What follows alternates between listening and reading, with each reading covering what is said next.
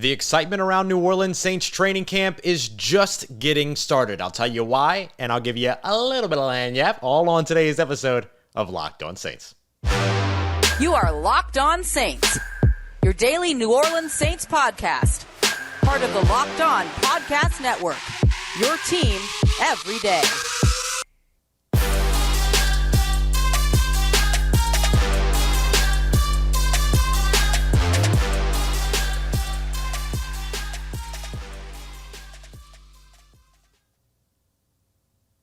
What is good, Who Dat Nation and Who Dat family? Welcome into another episode of Locked On Saints, your daily podcast covering your favorite team, the New Orleans Saints, part of the Locked On Podcast Network, your team every day. Thanks again for making Locked On Saints your first listen of the day every day. Don't forget that we're free and available on all podcast apps and on YouTube as well. And I'm your host, Ross Jackson, at Ross Jackson Nola on Twitter. You can find me every day over at USA Today Saints Wire, Tuesdays in Locked On NFL, and here with you every single Monday through Friday on Locked On Saints as your New Orleans Saints expert and credentialed member of the media. We are here for another live episode following New Orleans Saints training camp day 10. Can you believe it has been day 10 already? I see some of y'all already in the chat here over on the Locked On Saints YouTube page, dropping at your team every day. Thank you, Mr. Jerry. Thank you, everybody who is here with us today as we continue on. Now, the New Orleans Saints got some major news going into today's training camp, or actually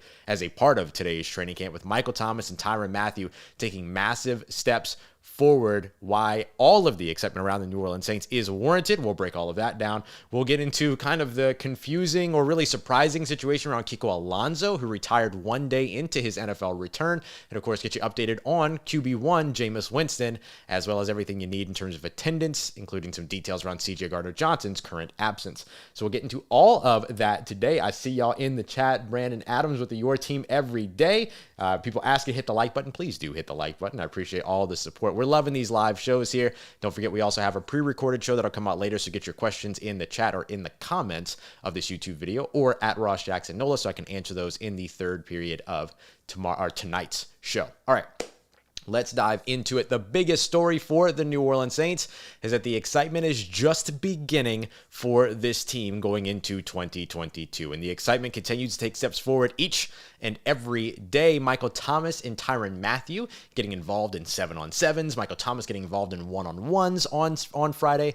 And after Friday's practice, or yesterday's practice, head coach Dennis Allen told us in his media availability that it wouldn't be long, be sooner rather than later, that we would see Michael Thomas in team drills, and he was very, very right about that, as we saw him finally get involved in team drills today. And he caught the very first pass of team drills on a well-executed slant route. He also reeled in 3 of 4 targets that were thrown his way, with the lone pass that wasn't completed being broken up by the one, the only Mr. PBU himself, Paulson Adebo. That's a nickname he's already starting to pick up here in camp, is PBU, because he just can't stop making plays. But Michael Thomas giving everyone a run for their money, and also had a down moment during today's practice. He had caught a pass, kind of a tough catch over the middle, or not really over the middle, but in traffic, and then ended up having the ball knocked out of his hands, which was recovered by the one, the only Honey Badger, Tyrann Mathieu. So Tyrann Mathieu also making his return to full team drills as well. So the two of them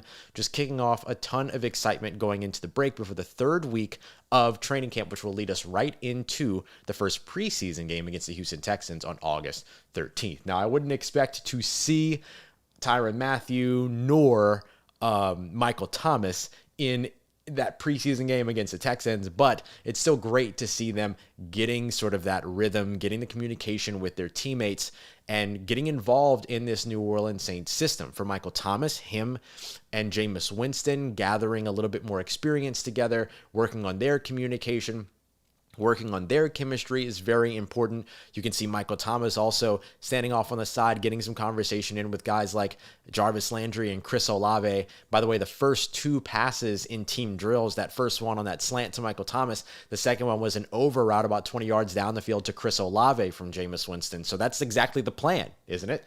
Isn't that the exact plan that you want to come up with there? Is that you're going to go to Michael Thomas, then you can go to Chris Olave downfield? So you're already starting to see all of that take shape. One thing that I will mention about Michael Thomas's progress that I actually observed in yesterday's practice, but wanted to confirm today before I talked about it, is that we're seeing more and more.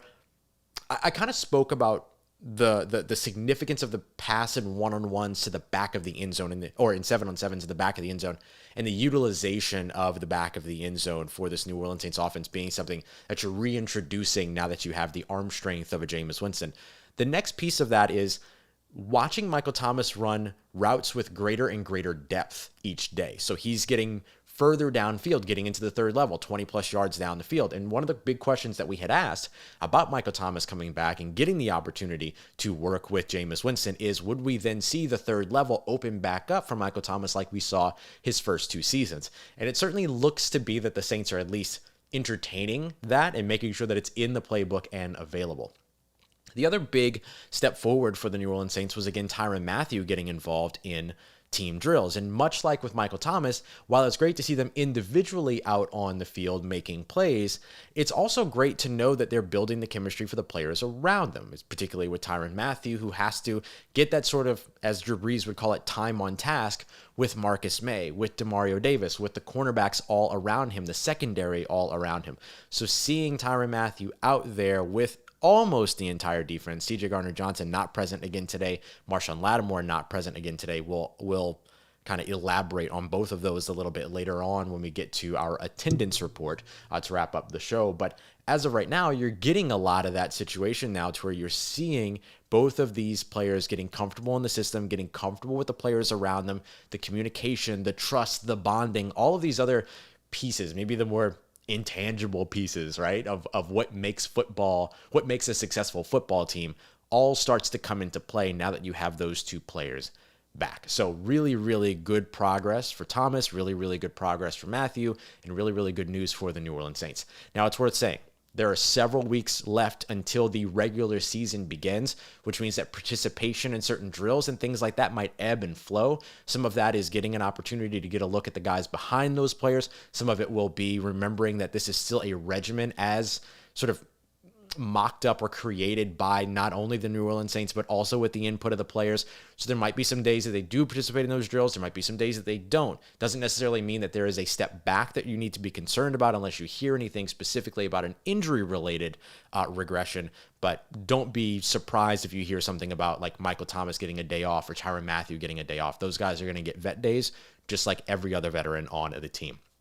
Coming up next, we're going to get into some conversation around Jameis Winston. He's got Michael Thomas back, but how comfortable does he look in the system, and where are we still seeing some things that need to be improved from all of the Saints quarterbacks? We'll get to that as we continue on with today's episode of Locked On Saints. Love your content, Swap Saint 57. I appreciate you so much for being here, and it is my great pleasure as we get to our next piece here to be able to tell you about our friends over at Dave. It is always good every now and then when you need a little bit of help to know that you can always rely on yourself. So when you can do something like give future you a little bit of help, you're always going to take that opportunity, especially if that means if you could even ask to borrow a little bit of cash, because now you can do that with Dave. Dave is an online banking app where you can get up to $500 instantly with what they call extra cash. Best of all, as a part of that, there's no interest, there's no credit checks. That means that you can finally tackle all of those expenses that are stressing you out without any of the hangups that usually come along with it. So that means more money to fill up your tank,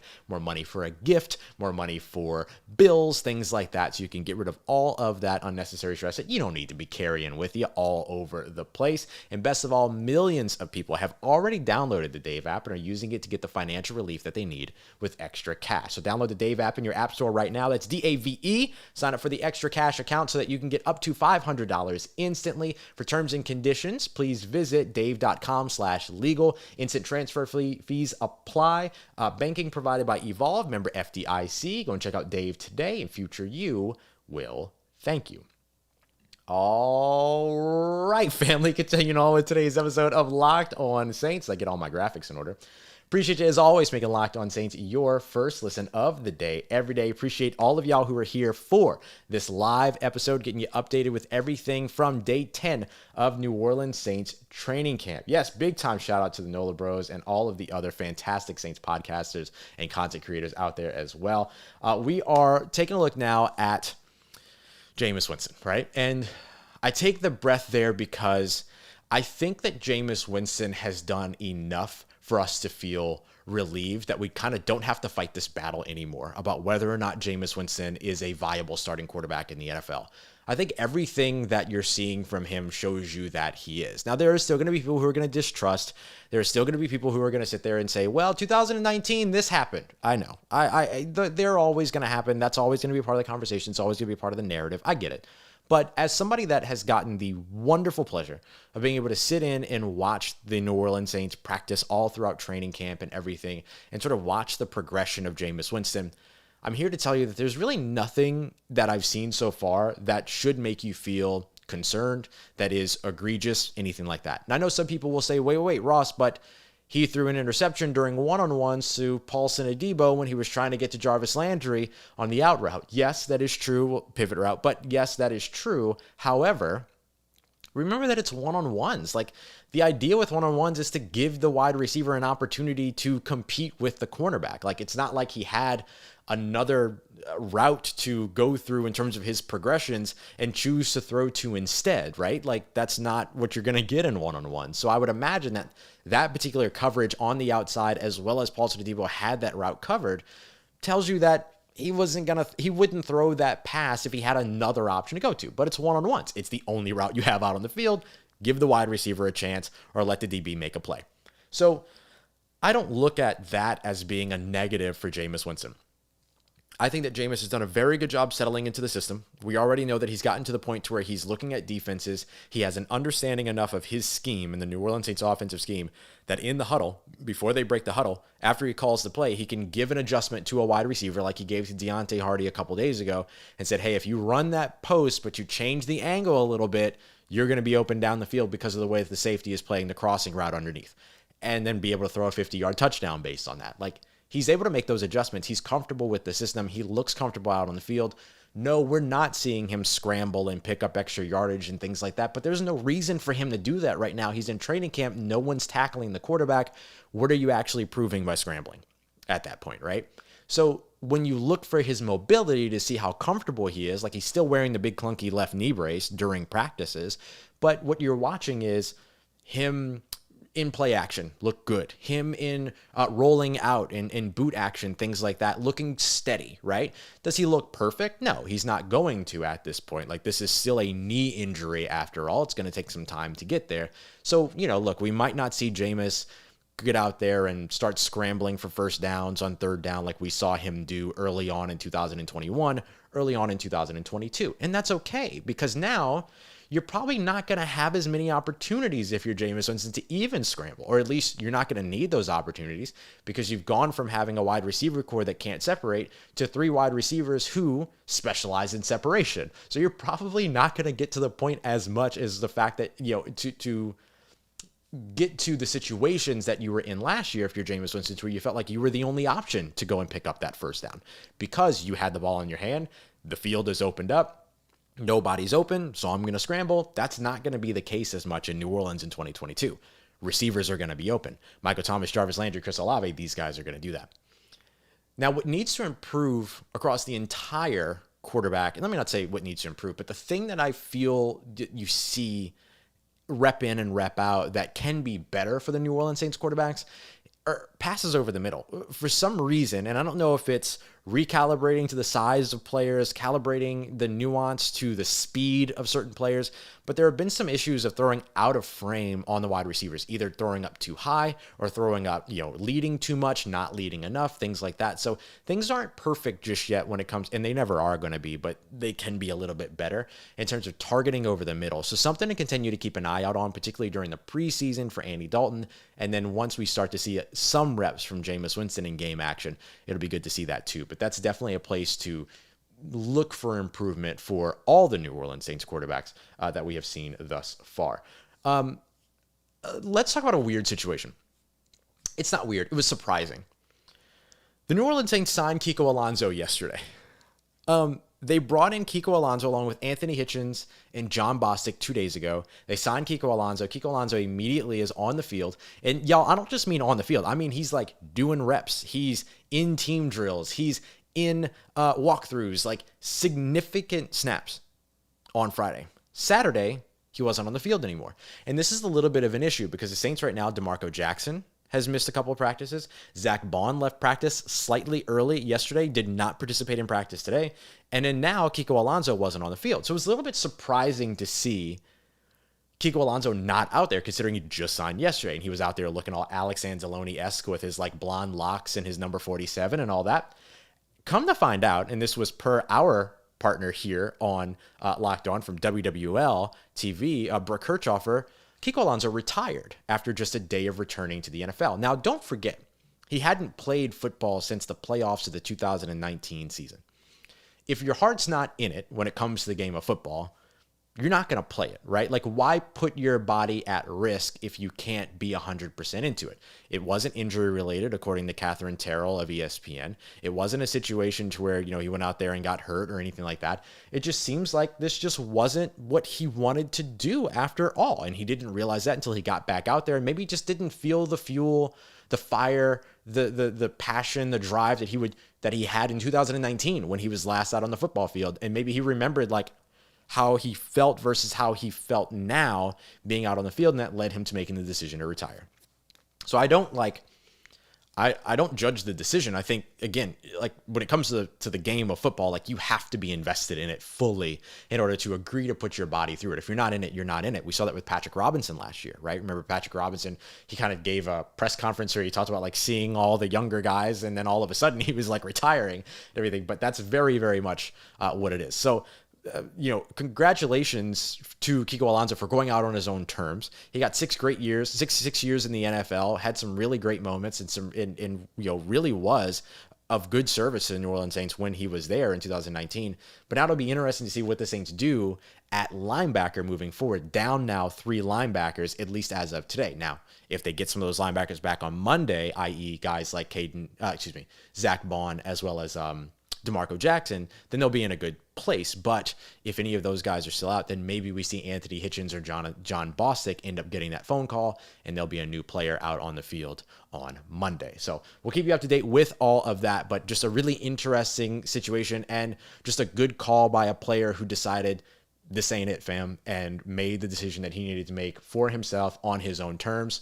We celebrate that here on Locked On Saints. All right, coming up next, we're going to take a look at attendance, and I'm going to give you a bunch of other notes from today's practice because there was so much to take away today, including a really interesting comment by Ryan Nielsen, who talked about the defensive line and what the depth chart looks like, or more accurately, has never looked like during his time with the New Orleans Saints. Really interesting stuff coming up for you as we continue on with today's episode of Locked On Saints. Before we get to that, let's talk about our friends over at BetOnline, right? Number one source for all your sports betting needs. Everything that you need from sports wagering information, podcasts, and of course, more odds, lines, and props than ever before. You can always bet on your New Orleans Saints, or if you want to bet on the Falcons in terms of the under when it comes to how many games they might win or lose in 2022, you can do that. Bucks, Panthers, you can get in on those as well. Make a little bit of money off the misery of the teams that you hate. That's always a lot of fun. You can even bet on the Dallas Cowboys when it comes to their win totals. You can go under for them too if you want to. So lots of fun stuff you can check out there. That's just the NFL. There's also NBA, MLB, NHL, boxing, esports, combat sports, whole bunch of stuff for you to check out. You can find them easily on your mobile device or your laptop, desktop, whatever it is that you use to browse the interwebs. That way you can keep up with all of the sports trends and action. You can find all that over at BetOnline, where the game starts. Let's get it, Who Dat Nation. We are wrapping up today's episode of Locked On Saints. Want to go through a little bit of stuff with you in terms of like attendance, as we always do to wrap up the show, and then some extra notes from today's practice. But the first thing I want to talk about was something that I thought was really, really interesting. Ryan Nielsen, New Orleans Saints co-defensive coordinator and defensive line coach, came and joined us after practice today to just kind of, talk to us with media. And Luke Johnson was asking from NOLA.com was asking some really great questions about the rotational usage of defensive linemen and, the shifting of not only from end to tackle, but different techniques within tackle, different techniques within end, in tackle, tackle in, stuff like that. The thing that's really exciting about all that is I've always described the New Orleans Saints defensive line as one that rotates like a hockey team, that substitutes like a hockey team, to where like they'll have, let's just say like baseline here, right? Like Cam Jordan, Shai Tuttle, David Onyemata, and let's just say Carl Granderson all out on the field. And then the four of them will run off, and then four brand new defensive linemen will run on, and all of a sudden you've got like Malcolm Roach on the end, and then on the interior you've got like Kentavious Street and I don't know, let's just say Jaleel Johnson for today, and then Payton Turner, right? So like four will run on, and then four brand new guys will run up. The thing that's really interesting about that is that it allows you to stay fresh all the way through games. And Tano Passanio kind of talked about that today, like the rotation and the way that helps, especially when you're going up against offensive linemen who play every single snap of the game. Like you don't rotate as offensive linemen as much as you rotate as defensive linemen. And the way that your pass rushing sort of plan changes and all that other stuff. So the next sort of level to that is the coaching that goes behind all of it, right? Like you have to be able to execute it on the field, of course, but as a coach, like you have to be able to implement all that. You have to be able to game plan all of that. Like there's so much that goes into that. And a really interesting thing was Ryan Nielsen said that there has never been in his time as a New Orleans Saints defensive line coach, which if I remember correctly, he joined in 2017 coming over from NC State. There's never been a defensive line depth chart. They just haven't had one.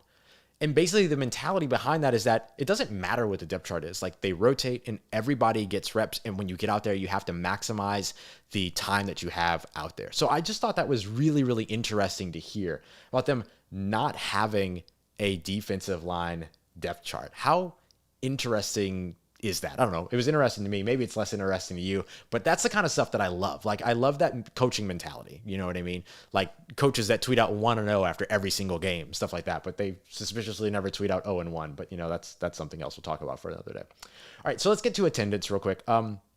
Same attendance list as yesterday. So players that were not spotted during today's practice: Taysom Hill, who was spotted after practice getting some work in the indoor facility.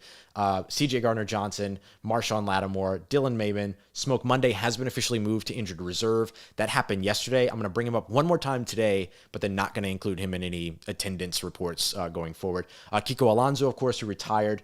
Linebackers DeMarco Jackson and Zach Bond. Again, that linebacker room thinning. Gerald Hawkins, the former LSU Tiger, New Orleans Saints offensive tackle right now. He has now also been moved to injured reserve with an undisclosed injury. Rashid Shaheed, wide receiver and return specialist. Marcus Davenport and Jaleel Johnson. So it was effectively the same list as yesterday's practice. The only differences being Zach Bond and Kiko Alonso being added to that. So I wanted to highlight CJ Gardner-Johnson quickly. According to Cat Terrell tweeted it out, but Dennis Allen actually told us after practice that the absence of CJ Gardner-Johnson over the course of the past couple of days, like the full absence as opposed to just the adjusted practice participation, to where he was like doing walkthroughs but not doing drills. Over the past couple of days, CJ Gardner-Johnson has just simply not been in the building. We learned that that's actually a family matter and that he's away dealing with that. So we saw this grace being gifted or given to, and sort of patience being given to Tyrann Mathieu for that first week of practice when he was excused. Now we're seeing it given to CJ Gardner-Johnson. So this is not contract related, his absence from training camp or anything like that. We obviously hope that all is well when it comes to CJ and his family first and foremost. So clearly, despite the fact that he's looking for a new contract, things like that, that doesn't seem to be an issue at all between the two, as he's, the team is continuing to have patience and is allowing like all of this stuff. And of course they are, because that's just what the culture of this organization is. So he's away dealing with a family matter. We'll see if he's back on Monday. If not, though, we'll continue to be patient. Obviously, we won't pry, take care of family stuff, just like we saw with Tyrann Mathieu. All right, last thing that I wanted to dive into were just a couple of additional notes from today's practice. Just something I want to add to our coverage here is just a couple of small notes. So Saints defensive end Payton Turner had another stellar day. He walked away with 2, could have been 3 sacks. If nothing else, though, put on some consistent pressure yet again. Payton Turner has been awesome in the pass rush, and he's also been really good in the run game as well, which he said was something he's been focusing on over the course of the offseason. Run game and consistency. Told us that he feels like he's been holding up both of those pretty well, and I think I would agree with that. Wide receiver Dejon Dixon, I don't want to say led the way, but maybe had like the bigger highlight out of one-on-ones where wide receivers went 11-1 against the DBs. The wide receivers dominated one-on-ones today, but Dejon Dixon made a remarkable like leaping catch in the corner or back of the end zone, stuff like that during the one-on-one drills. He's a big body. He knows how to use that size, and he's moving a lot more fluidly than I think you would expect to see him move at his size. So everything that he has said that he is so far, he is proving. Quenton Meeks has been signed by the New Orleans Saints. He was one of about 7 defensive backs that were tried out over the course after yesterday's practice. He was wearing number 43 out at camp, so that was a little startling to walk out there and see 43 out on the field again and go, Marcus? But no, it's Quenton. Quenton Meeks. Quenton hasn't taken any regular season defensive snaps since his rookie year in 2018, but did take some meaningful special team snaps in 2020. He's going to be somebody that's going to be a part of the rotation in terms of training camp, but hopefully, look, if you show enough, you show enough, and maybe he ends up with a practice squad spot or something like that. So we'll see, but certainly helps to keep the rotation and the numbers that you need for training camp. And finally, running back Devine Ozigbo continues to separate himself from the running backs not named Alvin Kamara, Mark Ingram, right? That running back 3 spot is still kind of up and open in the air. Abram Smith has had some better practices over the course of the past couple of days, but Devine Ozigbo just continues to separate himself. You can see that his route tree has developed a bit more. He's showing how multiple he can be in the passing game as well as in the run game and getting work in as a pass blocker, as a bigger back as well. But it's a really, really good showing so far for Devine Ozigbo. All right, y'all, make sure you get your questions in the chat so that I can come back to you for tonight's episode when we do our pre-recorded episode. So I like to answer some of your questions in the third period of the show. Hoodie Jube, I see you, bro, up in the chat.